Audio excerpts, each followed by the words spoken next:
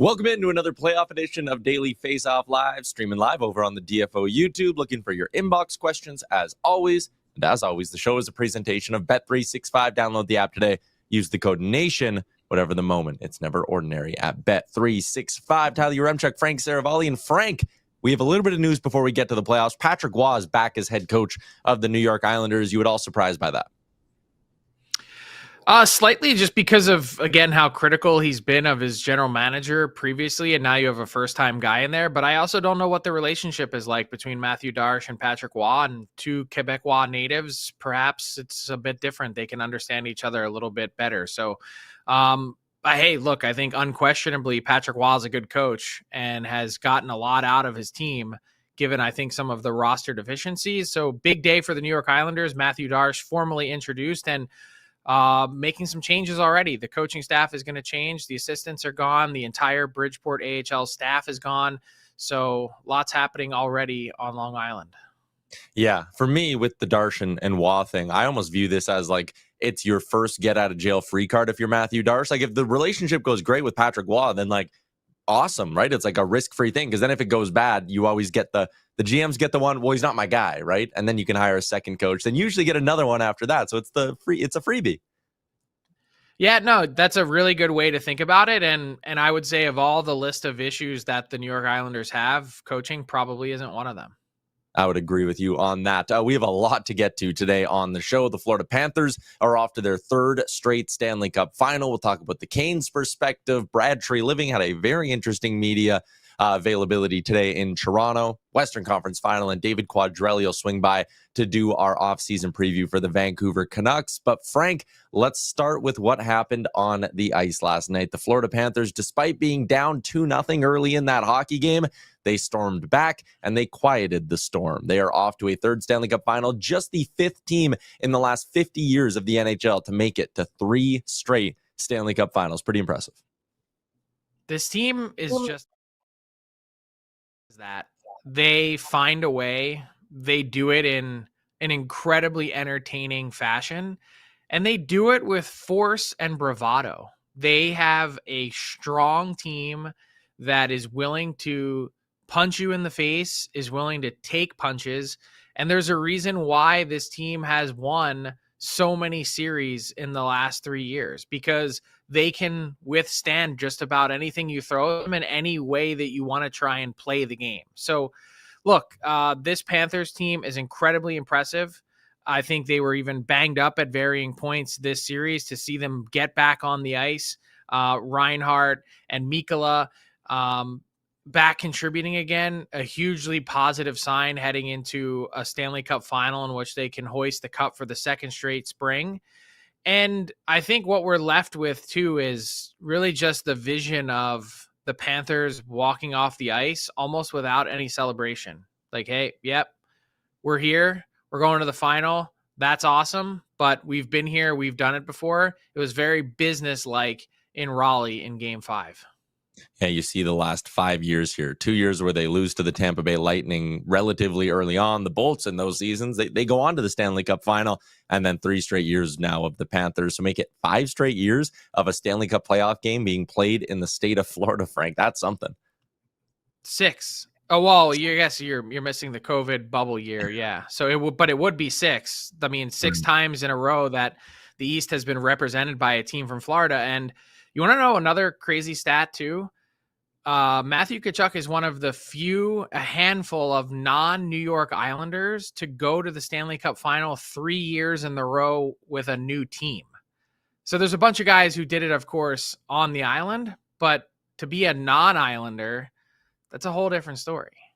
Yeah, that is crazy. And I like this one here from Pat, just showing this Florida Panthers team and how maybe they're even better somehow than in years past. The goals for per game higher than it was in 2023 or 2024. Goals against is lower. Their power play percentage is higher. Their PK percentage just 0.1% lower than the one last year. Like, this team is just such a well-oiled machine, Frank. It again, I keep using the word impressive, but it's like, I don't know what else to say when the team's been this good, like getting to another Stanley Cup final and only having lost 8 games. Like, it's something. Yeah. And I mean, when I say it this way, please, it's not a knock at all because I just gave the Panthers all their flowers, but there's like two really boring things in the NHL. Teams that don't sweat, teams that just win all the time, and teams that are god awful. It's always the teams that are in the middle that are so fun to cover and be around. And this Panther team, they have that it factor that I'll tell you what, even if it's Edmonton and we get a rematch, whoever it is coming out of the West is going to have their hands full with the Florida Panthers. Absolutely. And that's exactly what the Carolina Hurricanes just went through. Let's talk about them a little bit. And I see it in the chat asking about the handshake line. We're going to touch on that later on in the show. I want to stick to kind of the on-ice stuff here. But the question of where do the Canes go from here? Rod Brind'Amour speaking after the game, Frank, he said, this past summer, he was looking at his roster. He said the mass exodus of players who left. And he said, I'm worried we're not going to make the playoffs. Obviously, they end up going to another Eastern Conference final. And he didn't really want to seem to talk negatively about losing to the Panthers again and losing in the conference finals again. He viewed it as an accomplishment. Is that the right way for them? Like, we know what their message and their mantra has been in that organization, but like, is that the right mindset to have? Of course it is. Look, that is the God's honest truth. Internally, they were projecting like an 8 to 10 point drop for this team. And it was like, hey, just get in, just be a playoff team. That would be a success. Winning 2 rounds and getting back to the conference final again, yeah, okay, you get your doors blown off by the Panthers in 5 games, and it's not really that close. So what? This team has taken their shot. They went out and got a true impact player that we have mocked them in some ways as a hockey community for not having. They land that player, and in the end, their team is better off as a net result. If you look at Jack Drury and Marty Necas out the door, or a year and a half of Marty Necas, because good luck with that next contract, and you sub those 2 guys out for Stankoven and Taylor Hall and a couple first-round picks, this team has a loaded prospect pool, and they've got tons of cap space and flexibility to be aggressive. Where are they going? They're going like this, straight up. They're going to be a team that's going to get to 4, 5 more cup final or conference finals in the next 10 years. And if that's the case, then, well, how many times are they going to break through? How many times is the team on the other side of the Atlantic going to be beaten up or not a good matchup or whatever it might be? Give yourself a shot. That's been their plan. And I don't understand anyone, particularly in whatever corner of the hockey universe your team comes from, but to get to the conference final for the 2nd time in 3 years, the 3rd time in 7, and sit there and go, hey, oh, wait, the Carolina Hurricanes, no big deal. They can't win in the conference final. They're getting just as far as the Dallas Stars. In fact, if that series ends tonight, they may get exactly as far as the Dallas Stars. And guess what? The Stars are older. They've shot their shot, and yeah, they could get back, but they're going to need additional work to get there. The Canes are in a way better future position than most every other team in the league. Why wouldn't you view it as an accomplishment? I don't understand the notion of it. And particularly anyone from Toronto that wants to, poke fun at the Carolina Hurricanes. Come on. They're winning rounds every year. Yeah, that's fair. And you know what? You're giving me the good transition over to the Toronto Maple Leafs. So let's go there. Brad Treliving speaking to the media today, Frank, and he touched a little bit on the dominant Florida Panthers, saying they've set the bar in our division. They've set the bar in our league. And absolutely, I think there's going to be a lot of front office sitting there being in the Eastern Conference being like, hey, how do we compete? How do we catch up to this Florida Panthers team? And to do that, Treliving spoke a little bit more about the makeup of the team. Let's take a listen. There's some DNA that has to change in our team. That's one thing that I found. If you keep getting to the same result, and that's not to dismiss a lot of the good that happened up into it, when you keep getting the same result, there's some DNA that needs to change. And so that's on me now going forward and our staff. Although we've been done for a little bit, we've just now started. I've talked about the changes that have happened in the organization the last few days. We've now started the planning, and it's early for putting together our team for 25-26. Frank, what else did you take from that? Like, I mean, the idea of changing up the DNA, that would imply sweeping changes? Yeah, that means changing out core pieces. We know Mitch Marner's out the door. What else is part of it? The DNA is the fabric. It's the part of your body that determines the future and what happens next, how everything interacts with each other. And it's the very genetic makeup that frankly needs to change. I thought Brad Treliving's press conference today was incredibly detailed. At 50 minutes long, I thought it was full of candor. There were no punches pulled. This was a chance to set the table. And really, when you think about his arrival here 2 years in, he was handed a lot of that core, right? I mean, there's some things that he bolted onto it that I think we'd all agree were big positives. You know, you look at just the changes that they've made on the back end, Tanev and Ekman Larson, and they've added pieces to that group that we all universally thought heading into this playoffs, I think, that this was the best iteration of the Leafs that we've seen in the Matthews and Marner era. And yet when that falls short yet again, you have no choice but to fully do the autopsy, lift up the hood and get in there and start to tinker with it. And that's what he's going to do. I think he's been ready and is aggressive in nature. And I think there were so many different things happening over the course of this season for Brad Treliving that he tried to make happen, whether it was trading for Mikko Rantanen or extending Mitch Marner. And when that didn't work, then trying to move Mitch Marner. There was a whole lot happening, way more than I think the public would know behind the scenes, that just wasn't able to get done. Now he's got more flexibility and leverage to do it. And he's got a blank canvas to try and turn this around and put it in a different direction. And I think this was your signal today, if you're a Toronto Maple Leaf fan, that for once for all, change actually is coming. Yeah, so you obviously touched on Marner. Treliving was asked if he would assure or say that both Tavares and Marner would be offered contracts, and he wouldn't go that far. I mean, I think we can kind of assume there's going to be a discussion with John Tavares, and you just kind of said it feels like a lot of this change in DNA, it's pointed in Mitch Marner's direction. You obviously have Morgan Riley on your trade board, but we got a question in here as well saying, will it go even deeper? Could someone like Nylander be moved? I feel like moving William Nylander would be a mistake. I think he's the only guy who shows up. Yeah, he's certainly one of them.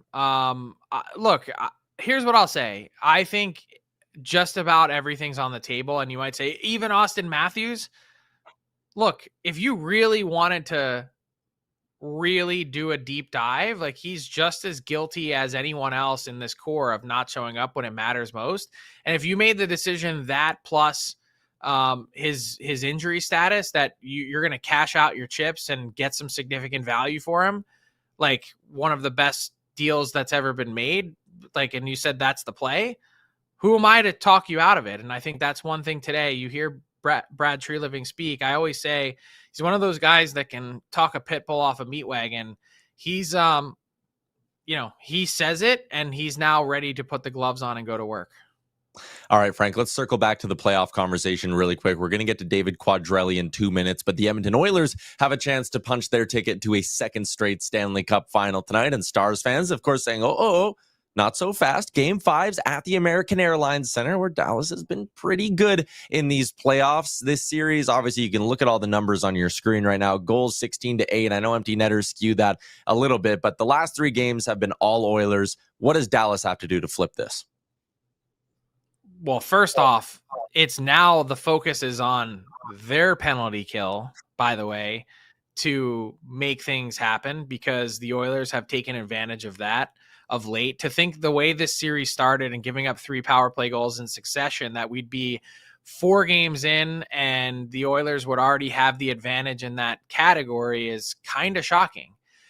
But really, a lot of it just comes down to, you need a Jake Ottinger game. You need to be able to hang your hat on an effort from Jake Ottinger that not just gives your team a chance to win, but really makes a definitive statement that he can have a big bounce back, because he's been very average, if not below average, in this series.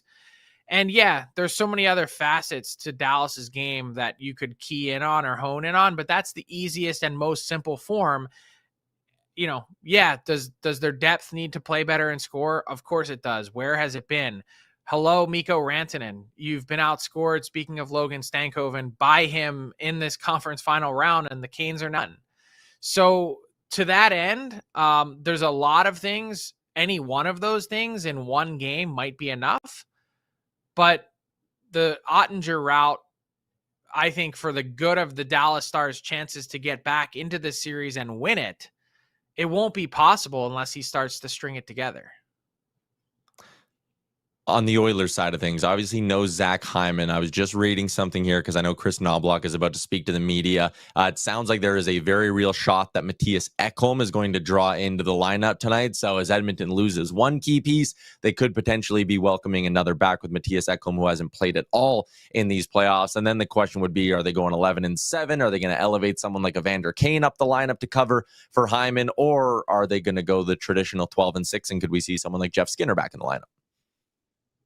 Yeah, I don't personally think Jeff Skinner does anything for you.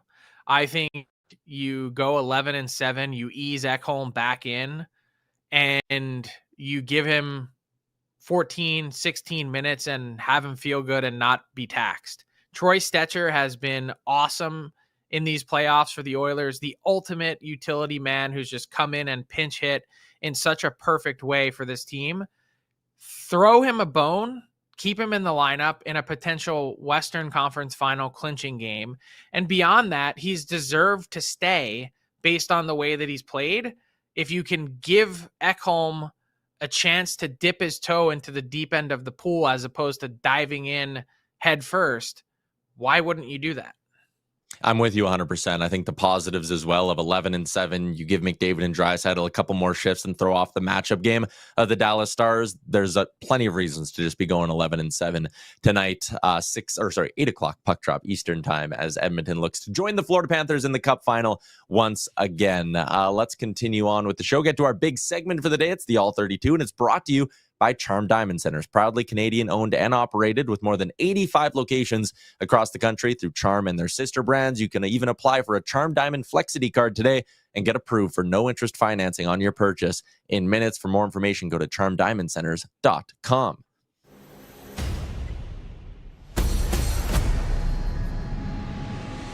David Quadrelli, editor-in-chief here at the Nation Network and the host of Canucks Conversation Monday through Friday over at Canucks Army. And I saw you smirking when we were giving Troy Stecher some love, Quads. That's your boy.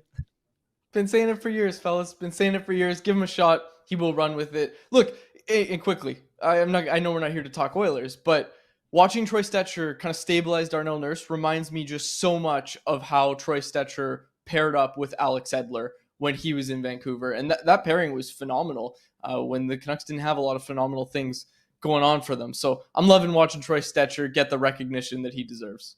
I love it. All right, let's talk about this current Canucks team a little bit. And I'm sure we'll touch on some pieces that could be moved out this summer, but let's talk about potential additions. Like what must be brought in, what areas must be addressed if this is going to be a successful summer for the Canucks?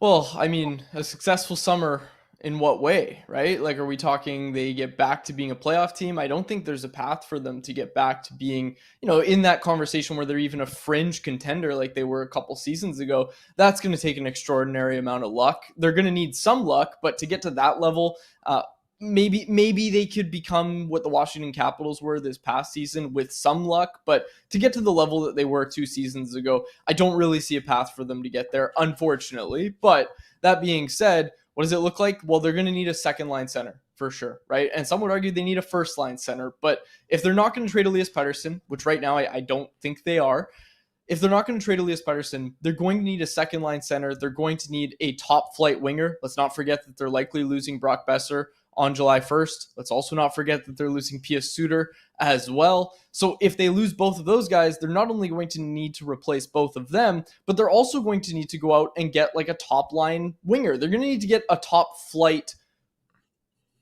forward, I guess is the best way to say it, right? They're going to need a second line center and then some as well in that forward group. The one thing they've got a lot of is bottom six centers, so I don't think they need to go out and get any more of those. They're maybe going to need to go out and get some defensive help for that third pairing. I don't know. Maybe they want Tom Lander and Victor Mancini to just kind of battle it out in training camp, but to be honest, like, what do they need this offseason? Yeah, it's a second line center. They're going to need to go trade for a second line center. They're going to also need to get a top flight forward. Now, the way that they do that, Jim Rutherford, the man who can never tell a lie, even said, yeah, we're going to try to go out in free agency. We're going to try to get some luck there, but we're likely going to need to address these things via trade. So that's a few key pieces that they're going to need to try to flip and get this offseason. And again, I don't think it's going to be very easy. Even if they get them, you're still waiting and seeing, okay, well, Elias Pettersson has to bounce back. That's a big wild card. So even if you go out and do these big moves that you need to do this offseason, they can't control what Elias Pettersson does next season. So, okay, let's say, all right, we know the target and priority quads is to go out and get that number 2C. Give me, for me, your guy that you would target. And I don't necessarily mean, hey, the Canucks are going to go get this guy, but more so like a reasonable facsimile. Like, what's the type of guy that they should be targeting? I was thinking about Noah Cates yesterday in Philadelphia, right? Played matchup minutes all season long. Again, makes you wonder, okay, why would Philly want to get rid of him? But hear me out here, right? RFA, he's going to need a new contract. A guy like Noah Cates is just the one that comes to mind for me where I say, okay, he's a small piece of the puzzle. Again, I don't think Noah Cates is the end-all, be-all of second-line centers, but I do wonder about a guy like Marco Rossi as well in Minnesota. Now, the concern for me, and I'm sure for the Canucks as well, is the lack of size, right? Do you want a 1-2 punch of Elias Pettersson, Marco Rossi down the middle? That being said, I think that's part of the reason that he's kind of fallen out of favor a little bit in Minnesota, and maybe he could be a buy low candidate for this team. Again, they need a lot of things to go right for them, and they're going to need to take some swings. Maybe a Marco Rossi trade is one of those swings where they come in with the best offer, and again, there's teams that are scared of the size. The Canucks go out and get him, and he flourishes in Vancouver. They're going to need to take some swings. So again, I look up and down at who's available and who you could see. Again, I talk about that top flight forward. I think JJ Peterka is probably that guy for Vancouver that could be, someone that you compare with Elias Pettersson. He could really excel in Vancouver. Now, that being said, a perfect target, as you can tell, Frank, I don't really have one. I don't think there is a second line center that is perfect because really I brought up Noah Cates as the first name. Let's revisit that for a sec. You put Noah Cates in the lineup. Is he playing higher than Philip Hedl? Do you want Philip Hedl being your third line center heading into this season with all the concussion problems that he's had in the past? I more so bring up Noah Cates because he's a guy who we know can play matchup minutes. And for all the praise he gets for his defensive game, Elias Pettersson's never consistently been given those matchup minutes. There's been times when he has been given them and he excels and everybody celebrates. But like, if we know anything about Adam Foote, and what we know so far is that he's very similar to Rick Tocchet, I don't think Adam Foote is going to go away from what Bruce Boudreau did, go away from what Travis Green did, and go away from what his buddy Rick Tocchet did, and keep Elias Pettersson in not soft minutes, but away from the heavy matchup. Again, even after JT Miller was traded, this team was using Pius Suter in that role of being the matchup center. He did a great job, but it doesn't look like they're going to get Pius Suter back, so they're going to need to go out and get someone else to do that. Noah Cates is a guy for me that really fills that void. Okay, so as we just saw quads on our board, we have Thatcher Demko at number 18, and it was met with some surprise in the Vancouver market because he's done and said all the right things about wanting to come back and sign an extension and be with the Canucks. But for a lot of reasons, having already committed to Lankinen for a long time, for the injury status, for Demko needing a new contract, and what he's obviously going to want to be well paid with the caliber of goalie that he's been. But I think one of the big questions is, can he get back to the level previously that he was at, given his injury status? Did it surprise you to see him on the list? No, Frank, you're speaking my language, man. I think you're bang on. And again, I don't necessarily think it has to be Demko. I'm going to paint you a picture, okay? End of season media avails. Demko and Rutherford both say, yeah, we'd love to get an extension done. Okay, great. You need more than that. There's going to be risk on both sides if they sign an extension. There's also risk if they don't sign an extension. Like, what does Thatcher Demko get July 1, 2026 if he plays 20 games next year with 4 separate injuries throughout the year? The answer is not much. So there's risk if Demko doesn't sign. That being said, if they go July 1st this year and they talk extension and they're so far apart that they know nothing's going to get done, do the Canucks really want to pay $9.5 million for 2 goaltenders when they have all those holes up and down the lineup that I just outlined in my last answer? I don't think they do. I really think, and I said it was a gut feeling last week, but now I'm starting to ramp it up a little bit and say, I really do think this team is going to trade a goaltender. Now, they have all these needs that they need to address.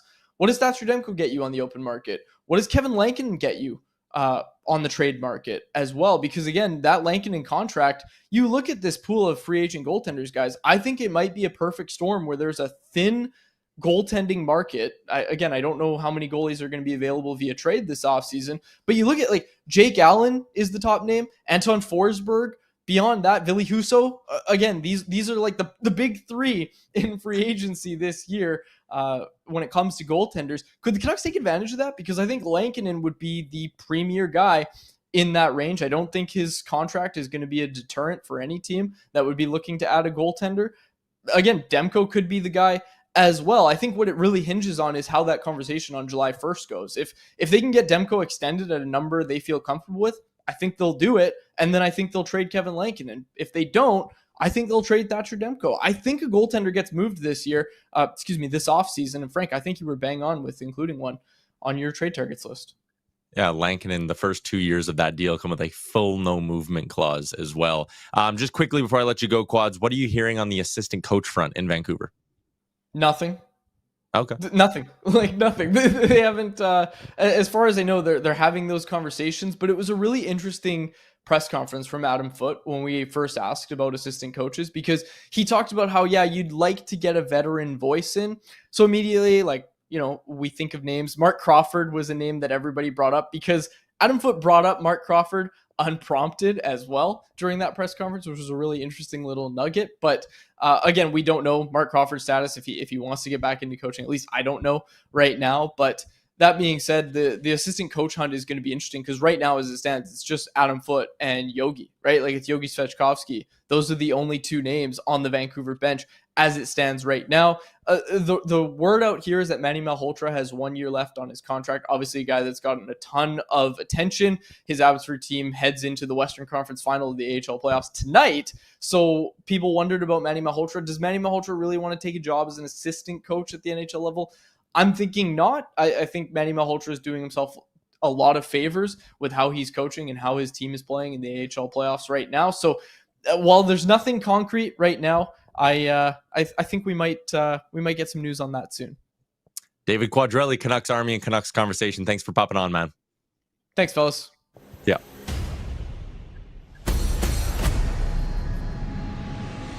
Yeah, the chat caught on very quickly, Frank, that you and I were trying not to laugh at Quads' camera freezing for his last answer there. But daily face-off inbox question. Let's go into the chat. We did get a question earlier on about the Carolina Hurricanes, Frank. Like the idea of they swung big on Rantanen and then it didn't work. They covered it up, whatever, made some great moves. Do you think that could scare them away from being aggressive this summer? Because they have a boatload of cap space. No chance. Being aggressive is in Eric Tulsky's DNA. He's constantly trying to turn over every stone possible to find the next advantage, to find the next game breaker. And I don't think he'll stop at anything in order to try and do it. It might not be successful. It might not happen. But, they're going to try and engage in that Marner conversation. I don't know that he wants to go to Carolina. That's the guy that they've had their eyes on. That's the guy that they tried to trade for before Rantanen. All right, let's get to our betting segment for the day for our friends at Bet365. Want to get in on the action for the Stanley Cup playoffs at Bet365? They got you game props, player props, totals, and money line. You can even bet on futures. Stanley Cup winner, Conn Smythe winner, whatever your bet, it's never ordinary at Bet365, an official partner of the Stanley Cup playoffs. Must be 19 or older. Shout out to the Florida Panthers. Cashed my little 2-day parlay with the Oilers and Panthers on the money line. Tonight, just a simple one, a little same gamer. I'm not confident on either side of the money line here, but Ryan Nugent-Hopkins is red hot. if the Oilers go 11 minutes, maybe an uptick in minutes. And if Evander Kane does indeed get thrown up the lineup a little bit in Edmonton, his shot prop at 3+ shots is good. Play them together. It's plus 250. And that brings us to garbage time, Frank, where Paul Maurice, he talked about the coaches shaking hands with the players. I'll let him explain it. I don't believe that the coaches should shake players' hands at the end. There's this long list of people in suits and tracksuits. I mean, we had like 400 people on the ice. They're all really important to our group, but not one of them was in the game. There's something for me visually with the camera on of just the men who played, who blocked shots, who fought for each other. It's the end of one season. It's excitement for the other. The last thing that a player on the Carolina Hurricanes deserves is 50 more guys in suits they have. They have no idea who they are, and that's not a negative. There should be something really kind of beautiful about just the camera on those men who played shaking hands, and we should respect that. Frank, that's kind of why him and Rod Brind'Amour were having, it wasn't an animated conversation, but a bit of a conversation after. But he went on to say he asked Rod Brind'Amour not to shake his players' hands. What do you make of this from Paul Maurice? Look, I love Mo. He's maybe one of the most eloquent speakers we've ever seen, orators as an NHL head coach. I think this is a tad overblown. Like, if Rod Brind'Amour wants to go through the line and shake their hands, like, by all means. Like, why shouldn't Rod Brind'Amour have the ability to congratulate the Florida Panthers on winning the series? I don't understand that. And so part of what you see there, too, behind the curtain, is that over 2 stints coaching in Carolina, I don't think there was any love lost between Rod Brind'Amour and Paul Maurice. So I don't know that they always saw eye to eye. And I think this is one of those situations where it's like, I mean, I guess, like, you won, you get to set the rules. But look, I don't know that it was even necessary. It's great that that's what he wants to do. But if Rod Brind'Amour wants to shake hands, then he should be allowed to. Yeah, I agree. And Paul Maurice saying, there's 50 people on the ice in suits and all that. It's like, okay, but only the coaches and assistants have ever shaken hands. The trainers aren't going through the handshake line. It was too much. Too much thought. Why does he care about what the camera looks like? Why does he care about the image? Those are the people in the battle, whether the coaches aren't actually in the fight wearing equipment, but they're the ones preparing the team, setting the lines, going through video, poring over untold hours of matchups and everything else. They're in it and invested just as much as the players. So to think that they shouldn't be able to congratulate the opposition, I just think is just a bridge too far. And I love Mo, and I'd tell him that to his face. Yeah, I got a chuckle at one point when he said, I like the idea of the camera just show. And I was like, what are you, a director now? Like, just focus on coaching, Paul Maurice. Just coach the game. Anyways, Frank, gut feel. Are we getting a Stanley Cup final matchup set in stone tonight, or does Dallas survive? I think we are, and I think that would also kick game 1 of the Stanley Cup final to June 4th, Wednesday. So, certainly some on the line in terms of scheduling. I think if this Oilers series goes a bit longer, we're going to be dealing with a full week off, and I don't know that anyone wants that from a momentum perspective. No, not at all. All right, that is a wrap on today's show. Enjoy what could be the final night of the conference finals this evening, and tomorrow, noon Eastern, we'll be right back here to break it all down. See you then.